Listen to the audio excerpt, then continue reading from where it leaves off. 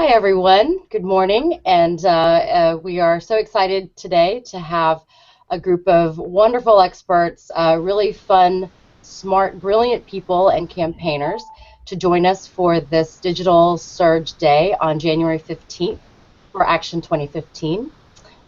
Today, over 1,000 organizations have come together with moral leaders, celebrities, and activists around the world to launch the Action 2015 movement, which is one of the biggest campaigns ever launched to demand action to tackle poverty, climate change, and inequality.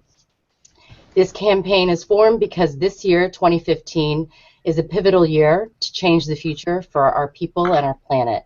And I'm really happy today to have Corinne Woods, Principal Advisor for the UN Foundation, and just previously the Director for the Millennium Campaign. Jonathan Glennie, Director of Policy and Advocacy with Save the Children UK. Leith Greenslade, Vice President at the MDG Health Alliance. Eloise Todd, Global Policy Director for the One Campaign. And myself, Minh, Pham, Senior Director of Policy for the UN Foundation. So we're just going to have a chat today about the road from the MDGs to the Millennium Development Goals to the Sustainable Development Goals. As many of you know, the Millennium Development Goals were agreed 15 years ago by world leaders to set a set of goals for how we cut poverty in half and improve the lives of people around the world. We've had a lot of successes on the MDGs. We've more than cut extreme poverty in half, and there are a lot of lessons from the MDGs for this next phase, the next set of development goals for how we end extreme poverty by 2030 without undermining the future of the planet. I think the goal here is to try to be the first generation to end poverty as we know it, and to be the last generation to have to deal with climate change. And so today with our experts, we'd love to delve into this. So I guess first of all, I'm going to start with Leith. On the MDGs. Leith, can you tell us a little bit about your experience working on health issues and other issues? What did you find made the Millennium Development Goals so successful? Thanks for that. So yeah, the Millennium Development Goals have been really successful, and I think it's because when the world gets together and decides on the things that matter the most and puts together a global to-do list, and then everyone starts marching to that drum, things get done. And that's what we found under the Millennium Development Goals. There were 8 of them, so eight things made the list, and they were by and large the right things: poverty, child death, maternal death, education, water, all the stuff that needs to happen really to take the planet forward. It was a good list, and everyone was working on it. So we've seen huge progress since the goals came into effect in 2000, particularly in the areas that have been really well funded. So I think you can look back over the 8 and say about 4 of them we've really achieved them. And a lot of that is because they were very well resourced and had great political leadership. The areas where we haven't done so well, you can put down to lack of resources and just lack of political leadership, I think. Great, thank you. Corinne, she said that everyone was involved. Can you talk a little bit about how we were able to get people around the world engaged on the Millennium Development Goals? Yeah, I think it's interesting because having spent the last 6 years really working on focusing on getting people involved in the Millennium Development Goals. But way back in the day, I was working for UNICEF in 2000 to 2003. UNICEF, if you look at the Millennium Development Goals, absolutely their issues are core to those goals. Yet I was working on a global campaign to get political leadership into the Special Session on Children. 193 member states. We had 93 million people we reached out to on a campaign, and yet never at that moment in time did I talk about the MDGs. And I think that speaks to probably one of the things we could have got better early on, which was really involving a vast number of organizations and individuals. So the efforts that we've done to date have been to retrench the 5 lost years of the UNICEF not being so on top of the MDGs, Save the Children probably not being on top of the MDGs, all taking the issues, but the MDGs not being the frame. I think we're now at a point where even when you talk to some of the partners who you wouldn't think, the Scouts, When I spent a week in Slovenia with the Scout movement this year, they're all talking about what they're doing in the frame of the MDGs. And that speaks to, I think, what Leith is saying. When the world has goals and targets, partners can come together and say, we're all in this together and we'll all do our different parts. But it takes, you have to build those partnerships. They don't just occur, they don't just happen. You have to know this is what we're aiming for, and you have to build that way of working together. Great, thanks, Corinne. Eloise, it's one thing to have people around the world engage on the Millennium Development Goals, but world leaders really have to take action. I mean, if we're talking about cutting poverty in half, I would imagine there's a lot of effort that has to be made to get world leaders to agree, first of all, to even pay for it. There is movements around debt and aid. Can you talk a little bit about the work that you all have done to get world leaders to pay attention to the Millennium Development Goals? What worked? Well, what works? It's it's an ongoing battle to make sure that leaders step up to what they've said they're going to do. I think there's two key phases for us. There's number one, how do we get leaders to promise what we need them to promise? So that's the first bit. And then the absolutely critical bit is how on earth do we make sure they actually deliver on it? And I think that this year we've got an absolutely unique opportunity to try and embed that accountability, that checking up and making sure there are mechanisms in place that force leaders to deliver on what they've promised right from the get-go. What works? Well, the model that we use at the One campaign is we try to get behind the scenes with policymakers as much as possible, but we have this army of 6 million members at One that we try to connect with their own politicians. So a lot of those are members that the 15-year-olds today at this really exciting launch of Action 2015, some of those are One members, and taking those normal people to meet their politicians and shout and tell them what they actually want is hugely, hugely effective, and it holds those politicians' feet to the fire. So that's the method that we use, but we have to get ever better at it. And certainly the last big moment we had when in 2005, when we had a range of promises on debt, aid and trade, we held those leaders alongside lots of other partners accountable in the years subsequent to make sure they would deliver on those promises. And we have to make sure we do that even better this time, and that when the goals come out in September, that there's some kind of really intrinsic link to the money that needs to be behind them and the data that needs to be there so that we can follow them adequately and people know exactly when governments are stepping up and when they're not. Great, thank you, Eloise. Jonathan, Leith talked about the 8 Millennium Development Goals and briefly went through them.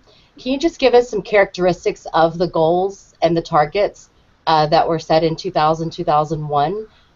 What were the characteristics that sort of made them effective? Well, I mean, the way that I look at it, thanks very much for having me on this chat. The way that I look at it, there were 3 things that the MDGs managed to do. I mean, you know, it was ultimately a document agreed by a whole bunch of world leaders. It didn't change politics too much on the ground, but it improved the situation in 3 main areas. The first is the ability to prioritize, and that's because there were clear, it was a small set of goals relatively, and there were clear targets. The second was it mobilized new resources, because it G'd up the international community.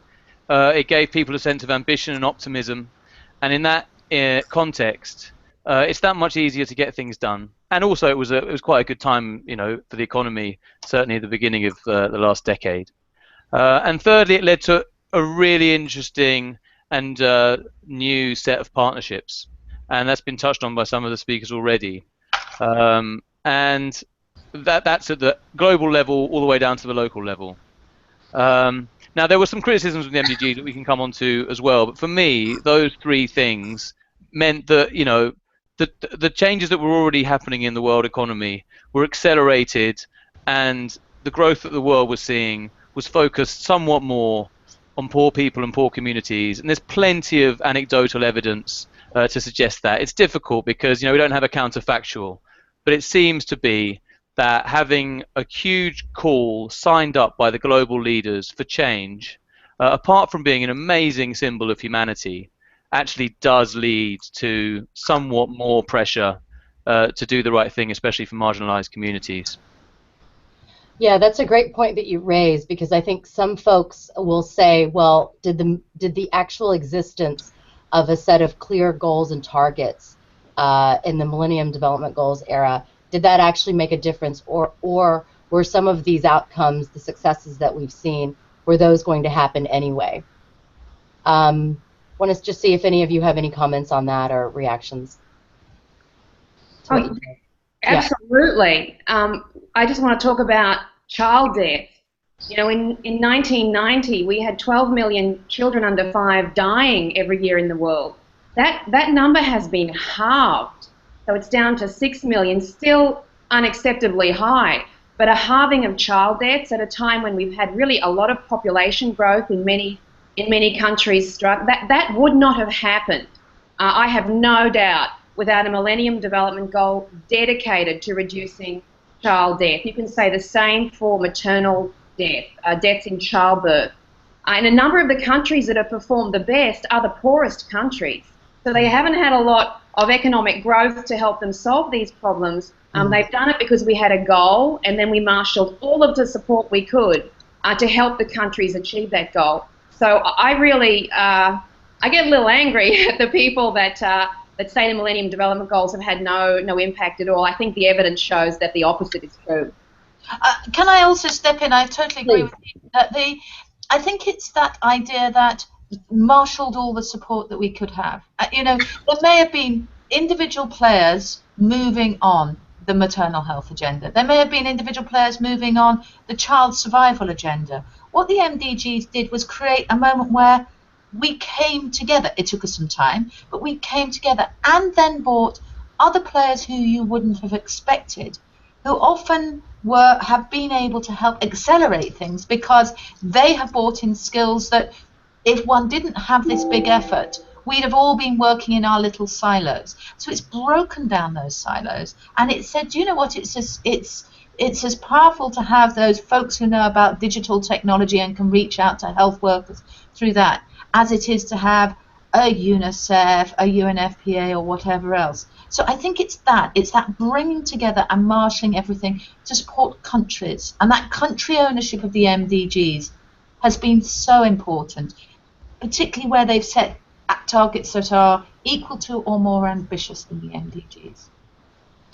And just adding to that, on the political end of things, the MDGs are a package that politicians and policymakers could understand. I mean, they do get a bit of a, the letters MDG are still not, they don't immediately spring to mind what they're actually saying. But still, instead of many organisations going in to try and campaign and raise awareness on a range of issues, that's quite confusing to politicians that are new to this, whether in the wherever it is around the world. And so by saying you need to support the MDGs and you need to support this package of policy change that needs to be well resourced, that makes everybody feel more comfortable that they're in the right direction. They can actually make that choice and put themselves behind that. So that's not to be underestimated, and we need to make sure that the same is true of this next generation of goals. Yeah, those are really great points. I wonder, I mean, when you talk about a package, and Jonathan said there were clear targets, it was a small set, they mobilized resources, and as you said, political leaders could understand it.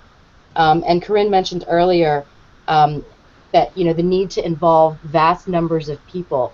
It just seems to me that there's kind of a focus that the MDGs gave to this set of development issues that we hadn't really seen before. There were a series of conferences throughout the 90s, and there were just a lot of work around development, but it just seemed that the Millennium Development Goals really kind of gave us a laser-like focus on a few specific issues. How do we then take that what was so effective about the MDGs into what we're trying to do now. There's so much energy. I think I could probably name, or identify close to 1,000 people who spend more than, half their lives on just the next set of development goals. What some people will call the post-2015 development agenda, what we're trying to aim for in 2030. And sometimes you think, is all this energy worth it? How are we going to get there? What did we learn from the MDGs that we can take this time around? Who's that? Is that for me? Any of you? Well, I mean, I think clearly, one of the things that meant the MDGs were successful was that there was a small number, and I think that's something we're not going to get with the SDGs from the looks of it. But it wasn't the only thing that made it successful. I think the way that it managed to mobilize support, it wasn't an agenda that everyone agreed on. And yes, ideally, who wants a large agenda when you can have a short agenda? So I think anyone that disagrees that a shorter agenda would be better. But having an agenda is good, and it led to loads of partnerships, as we've heard, that might not have occurred otherwise. It led to more, probably a larger mobilization of resources. It wasn't just the prioritization. And let's not forget there were some criticisms of the MDGs as well. Not enough focus on systems, not enough focus on equality, not enough focus on quality of service rather than just numbers reached. An asymmetry in the countries being focused on rather than all countries with just some countries. So there were some things. What do you mean by that? What do you mean by asymmetry of countries? Oh, well, classically, the MDGs, I consider them to be one of the great statements of humanity, and at the same time to be the end of the traditional era of the development era, in which we are split between the northern countries that help the southern countries to develop. The great transformational step forward of these SDGs is that they apply to all countries without classifying us as, advanced or less advanced, developed or less developed. We're just countries, and we all have to achieve objectives, and we all have to contribute to them. Yeah. And that is a massive step forward in the way that we conceive of our world. Yes, it's more complicated, but there are ways of trying to make this an implementable agenda. And let's not forget, 17 goals is, governments are big governments. They've got a lot of ministries covering different things. And there were issues left out. One of the great things about the MDGs, and I'll stop now, but one of the great things about the MDGs was that we prioritised the most important issues, no doubt about it. Nevertheless, there were other really important issues as well that we didn't talk about, and that get left off the agenda for the last 15 years. Okay. Hopefully that's not going to happen this time.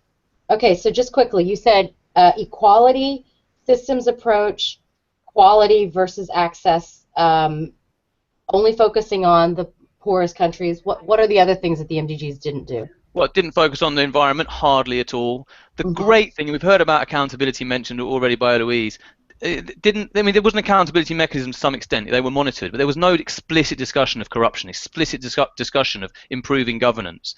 That's in there in these SDGs. That is a great win. The stuff on sustainable consumption and production, the stuff on transforming our economies so that they're more equal, so that we're not just countries don't rely on handouts, but actually, continue to improve their own productive capacity and infrastructure. I mean, this stuff is profound. It's a Okay, I think, did we lose Jonathan, or is that me? I think we lost Jonathan. Can I just also add, I think there are a couple of other things. One of the things that we also saw from the MDGs is the issue of data. The issue of data being good data. It's great that you've got data that tells you how you're doing, but if you've got data that's sort of 5 years out of date, then you've got a bit of a problem in terms of how you're going to move forward. Secondly, the issue of disaggregation of data. If you look at data as, here is your national level data, then you can say, yeah, look at us. We're really progressing on the issues of malnutrition. Look at what we're doing. But what we know is there are vast disparities in country, between different districts, between different states. And I think one of the things that the experience of the MDGs has given us that we build into this new development agenda is the power of data, the potential of real-time data to tell us what's going on, the potential of new data forms, and the ability to disaggregate so we can really focus on lifting those most difficult to reach, leaving no one behind. And I think that's going to be, and localizing. So it's going to be local mayors, local governors, those people who are key, not just politicians sitting in Abuja or New York or Accra. That's going to be something that we've learned from the MDGs that we've taken to this new agenda. Can I just ask, on a point you just raised about data being 5 years behind versus real time, can you just tell us a little bit more about what you mean by that?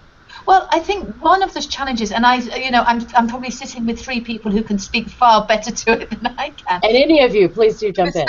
So, step in. But I think one of the problems is that we have the formal data sources that we've been looking at to look at progress, but we know it's a complicated process. We know it's challenging, and we know that we have to come to some agreements. And as the UN, we sit and do that.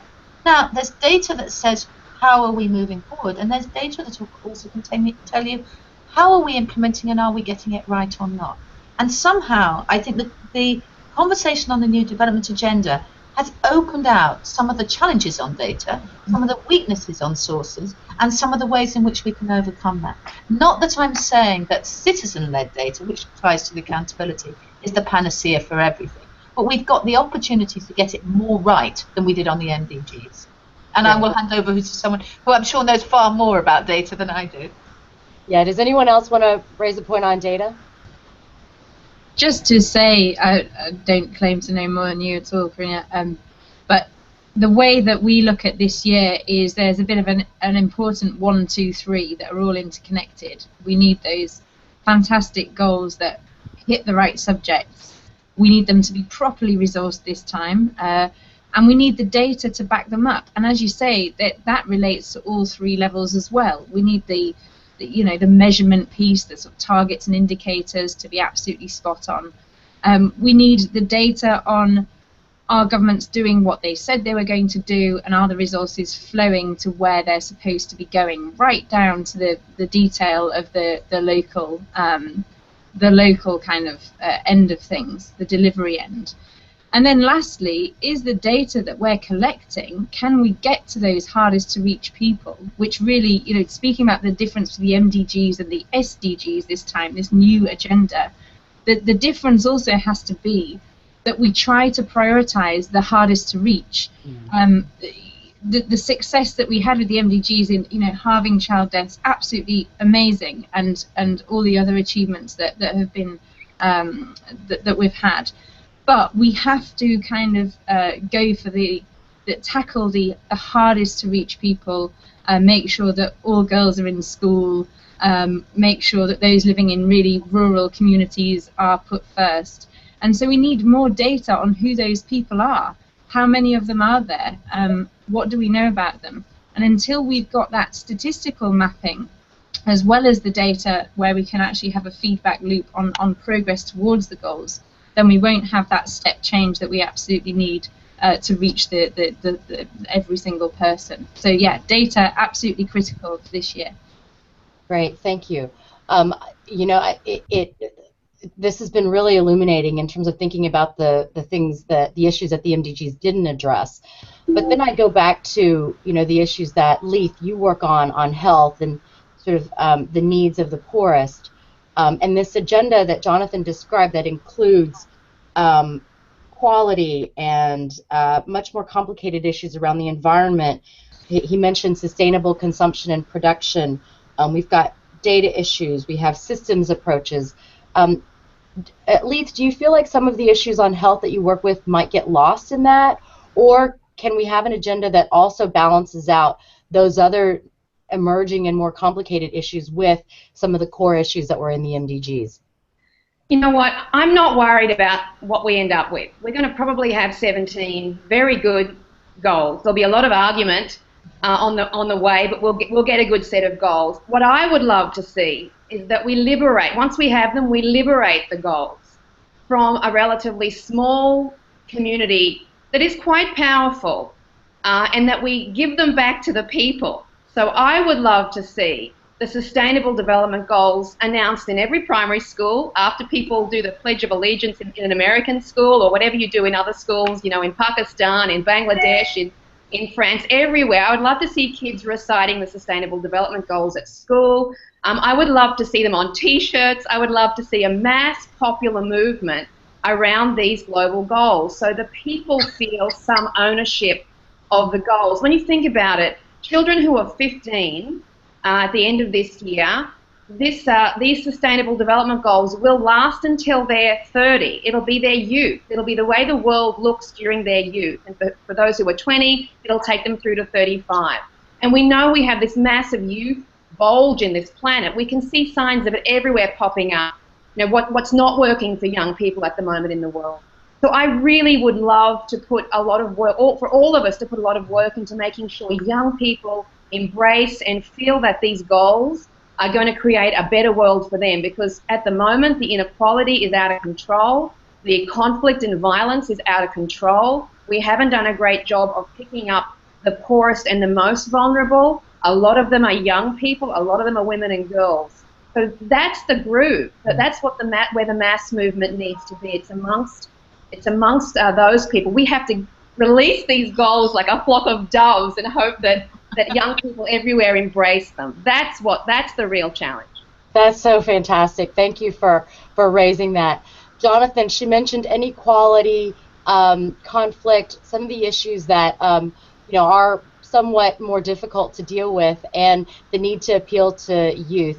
This agenda is about 2030, which obviously is the future, and this is really going to be the future that we hand to the youth. Can you talk a little bit about what are the things that are attractive in the Sustainable Development Goals, this next set of goals for youth, and how do we engage them? Well, I mean, the population is booming. It's I don't know what the numbers are. We're gonna have billions more on our planet over the next couple of decades. That's not gonna change, and we have to make sure that they come into a world in which they have opportunity, and that means economic opportunity, social opportunity, and this isn't really a phrase, but environmental opportunity. In other words, we haven't screwed their planet up.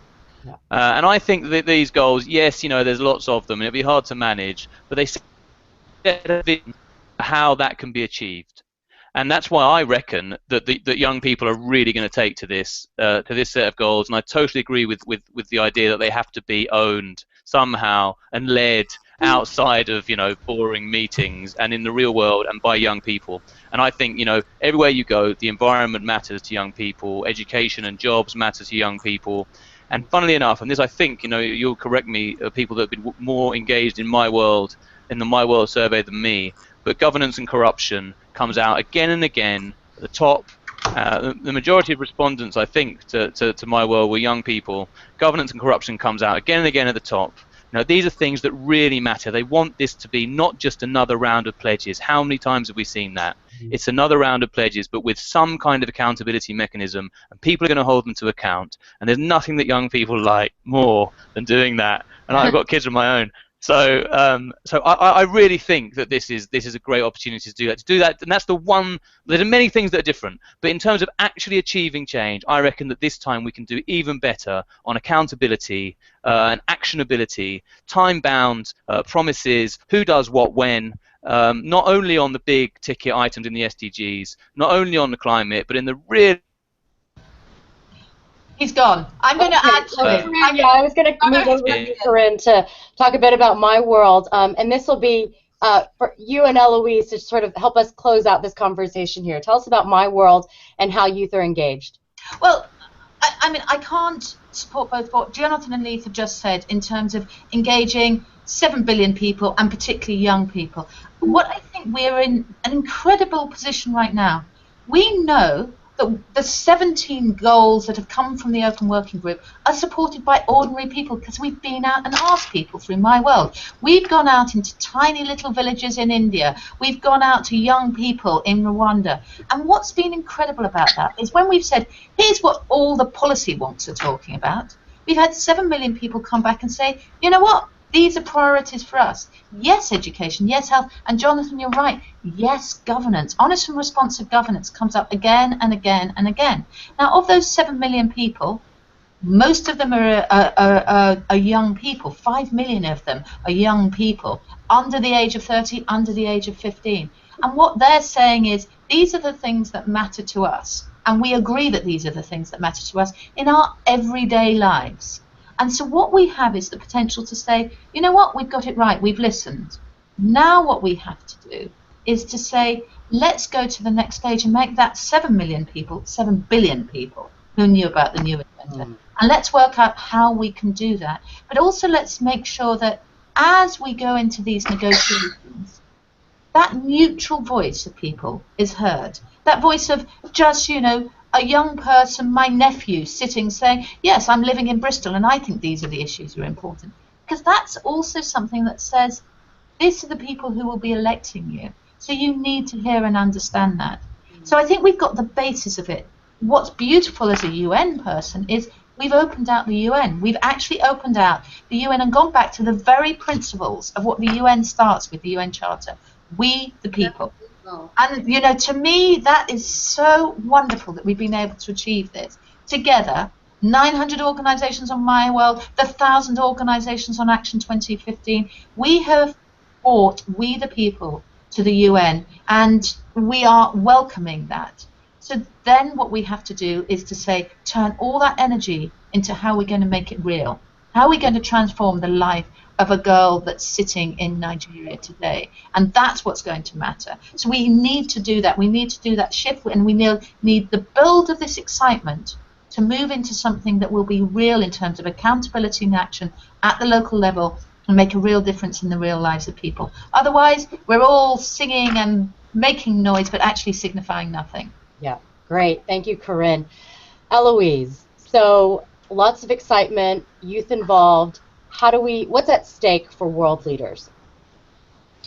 What's at stake is we need to make sure that this is the loudest year working with young people, working with all the organisations that are part of Action 2015 to make sure there is no other choice. There is only one route forward, and that is success, and that is delivery. And just thinking about that discussion on anti-corruption, I mean, people are smart, right? Anti-corruption, tackling anti-corruption is the means to the end to deliver on health, on agriculture, on education, because it can potentially unlock resources. It can kill dodgy link-ups between vested interests, and it can democratize leadership. So, I mean, actually, that is where we should focus our fire. So when we get to the financing conference in July, it's not only about digging in pockets for money, which is crucial and must be done, but it's also about how do we unleash these flows that we can't quite capture, that sort of go beyond our grasp. And that's for governments in the north and the south to tackle and take on. And if we are loud enough, and if we have enough people and enough constituents and enough voters showing governments that that is the only way that they will accept going forward, then we can force that hand, and we absolutely must. So this is the year where the We the People needs to actually resonate and be focused on the actual results we need to make this change happen. Accountability, information, data embedded in the new goals like never before, tracked right from the get-go, with people understanding what they are and how they can make change happen. That's what we need for the year, and it's going to be very exciting. Great. Well, thank you all so much. Big year, 2 really large decisions at the end of the year. We will make it as loud as we can. Thanks all for joining, and thanks to our experts. Thank you. Thank you. Thanks for the opportunity.